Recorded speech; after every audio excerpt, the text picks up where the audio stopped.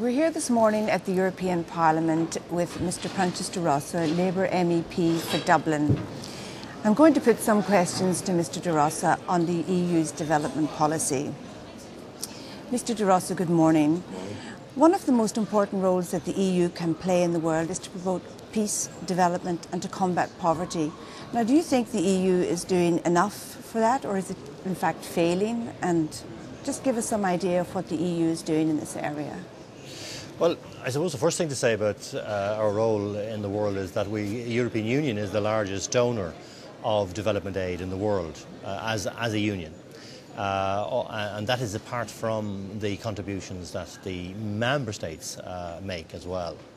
But unfortunately, a lot of the aid we give is counterproductive in the sense that we also allow, and indeed in some cases insist on, trade relations with the developing world, which extracts benefit from those countries, and indeed the financial institutions extract debt from those countries, debt repayments, which in fact are a multiple of the aid that we give. So clearly we have to reform how we are interacting with the developing world if we're serious about ending poverty.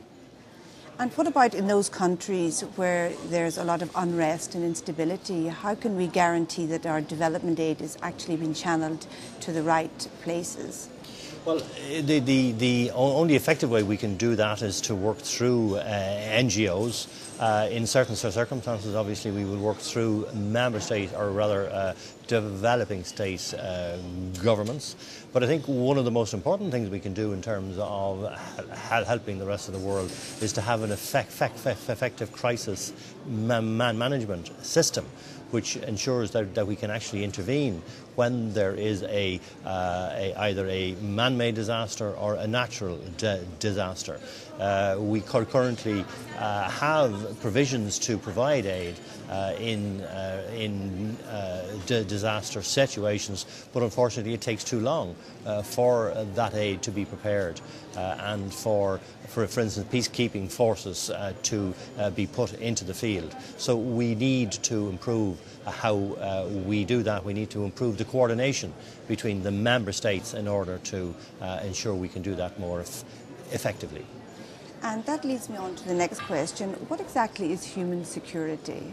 Well, human security is the broader concept. It's not just a question of being free from the threat of violence. It's a question of being having your rights respected, your human rights, your civil rights. It's a question of having sufficient to eat, that you have food security, that you have medical care, and all of these things which makes up for a decent life is what I would regard and what the European Union and my party regards as human security. It's a more holistic approach to development. It's a more holistic approach to trying to ensure that peace prevails in the world, because if people don't have these basic needs, these basic rights, then of course you have conflict. And nowadays that the big debate is on climate change, how do you think climate change has any relevance for this security? Well, Javier Solana, the High Representative on International Affairs for the European Union, produced a very interesting report about a year ago now, quite a short report it has to be said, where he identified the impact that climate change will have on the actual security of populations, the effect that rising seas will have, for instance, on populations, the poor populations that live in coastal areas, and the pressure that will result in pushing populations back into the hinterland and across borders, the loss of productive land as a result of desertification arising from climate change will push populations from one area to another. That is already happening, for instance, in the Darfur area, and indeed climate change is probably the first, Darfur is probably one of the first areas where climate change can be seen in action from a security point of view.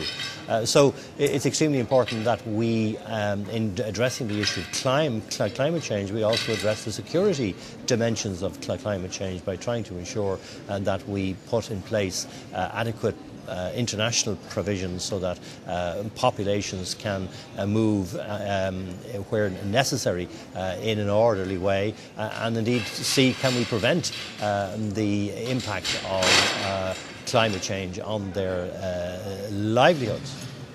Thank you very much, Mr. de Rossa.